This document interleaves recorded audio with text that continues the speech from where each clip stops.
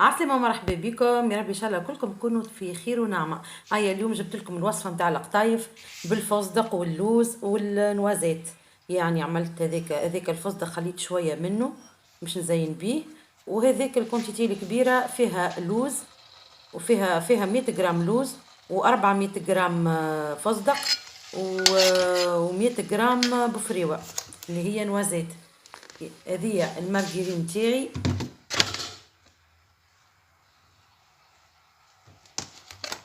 وهذيك القطايف نتاعي باش نستعملها. لهنا شديت الباك وحليته وشديته كل بالمقص، فتفتو هكاكا باش تكون عمليه سهله وقت اللي نبدا معناتها نحط فيه في البلان نتاعو، عفوا يعني في البلاتو نتاعو اللي باش ندخل فيه للفور. تكون سهله الطريقه. يلزمو هكاكا قصيته كل وصورت لكم اللول. يعني في الاخر شوي.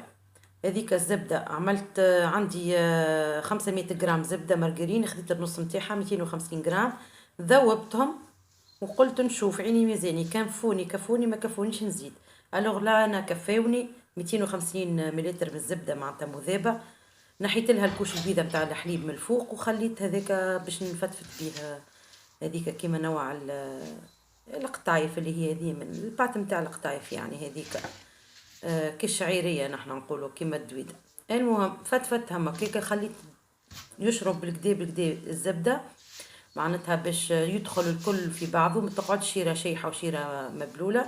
يعني حاولت تدخلها الزبدة الكل بالكدا في وسط القطايف متاعنا هذيك. وكزتها هذيك شوية. قلت لكم نذكركم بالمقادير. عملت 400 جرام من الفستق، هذيك النوازات، عفوا من البيستاش. 400 جرام من البيستاش اللي هو الفستق، وعملت 100 جرام من البفريوة نوازات، وعملت بريسك 200 جرام من اللوز النورمال يعني بالقشرة نتاعو رحيته. وحطيت 4 مغارف سكر، سكر بودر يعني. في هذيا كل رحيتهم معناتها هروشتهم شويه ورحيتهم شويه، حبيتهمش شكل يكونوا مهروشين على الاخر. اكثر رحيتهم اكثر، علاش هكاك نحسها خير تجي سوبل في واحد ياكلها. المهم قلت لكم حطيت 4 مغارف سكر بودر مرحين مع مع كل هذوكم الفرويد سيك. لهنا خذيت الطبقة هذوما شريتهم من ليدل، قلت علاش ليه ما نعملش فيهم.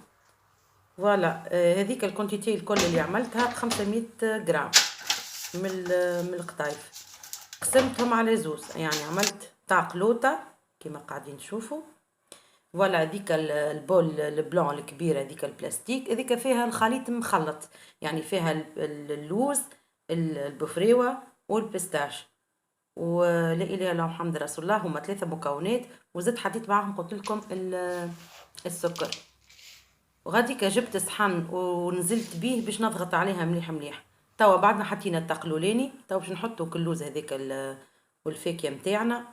شو من نحط لهم حتى شيء، لا زبده لا حتى شيء، هي فيها الزبده مشخشخه بالزبده. دونك الفواكه الجافه متاعنا الكل نحطوها هكاكا بالطريقه ذيك. حبيت نعمل بدايه باش تسهل علي الخدمه وفي نفس الوقت تشوفوا بالكدا. هنا عملت التقلول مخلط، وبعد زدت من الفوق شويه الفستق وحده، يعني ذيك فستق وحده موش مخلط.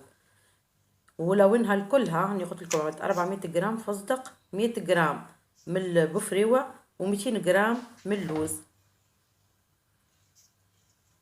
لهني نحط في الطاق الثاني تاع القطايف متاعنا، عويني كلها مشخشخه ما تبداش شايحه. وديما نضغط، يلزمكم ديما تضغطوا عليها باش كيف بعد تطيب كي تجيو معناتها تقصوا ما تفتفتش.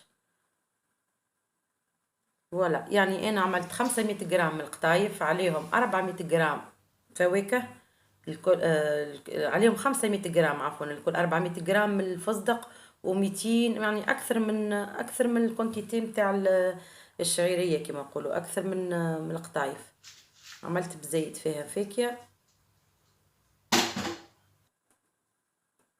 فوالا لهنا الزبده اللي بقات لي زدت صبيتها من الفوق بالكل. لازم هكاكا باش ما تبداش مطرشقه الكعبه، لازمها تبدا ما شاربه الزبده. وانا ديجا كي عملتها خدمتها مليح مليح مليح.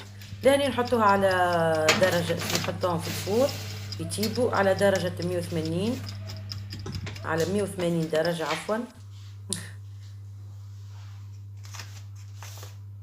لهني خرجتها، حبيتيش تاخذ اللون اكثر من قلت لكم الفور متاعي راهو شيره بشيره، خفت عليها دونك خرجتها لا تزيد تحرق لي. دونك خذيت اللون متاعها الدوري مزيان الاحمر هكاكا. توا وهي سخونه نحط عليها الشحور. بالطبيعه الشحور طيبته اول حاجه وخليته يبرد، خاطر كي باش نصب عليها وهي سخونه يلزم الشحور يكون بارد. ديجا لهنا انا صبيته وهي بدات تشتش، دليل هي قاعده تشرب، يعني قاعد ياخذ البات قاعده تشرب في السيروم تاعها، يعني في الشحور. الشحور متاعنا خديت نص كيلو سكر، عليش تركع بقارص عصرتها وحطيتها بريسك اقل من لتر شويه ماء. لازم يجي ما يجيش عاقد، يجي هكاك كيما نقولوا سيرو. هذيك لهاني نوري فيكم بداية. قلت لكم توا الشحور الثاني، يعني دخلتها مرة أخرى للفور وما حليتوش الفور، قاعد كيف ما هو سخون. عاود دخلتها بالشربت مليح مليح يعني تشرب السيروم متاعها الشحور متاعها، وخرجتها عاود سقيتها ديريكتومون شربت، خاطر تحب قد ما تحطوا لها الشحور تقبل. وين تشوفوها ساي ما عادش تشرب سي بون ما عادش تزيدوا، سينو تولي محلوله. ولا لهنا لقيت الشحور متاعي قد جا معايا، وليت لهنا عندي هذاك وحده الفصدق وحده ما يبانش اللون متاعو بالكدا. حطيت اللون معناتها حطيت هكاكا على الحراف، حطيت الحراف هكاكا زينتهم، وبعديك جبتك اللي قعد لي من الفاكهه زدت زينت بيه. المهم اللي يوصل لهنا نحب نقول لكم يعطيكم الصحه. اذا تفرجتوا ما تنسونيش في اللايكات. نعرف اللي البريود هذه الكل لايكات، يعني اليويو معناتها اللايكات الكل قاعده ماهيش معناتها طالعه، ومعناتها ماذا بيا نقول لكم ما تنسوش اللايكات، واللي يحب يبارتاجي يعطيكم الصحه بارتاجيو الفيديو هكاك باش تجدوا تشوفوه اكثر ناس ويدخل اكثر معناتها.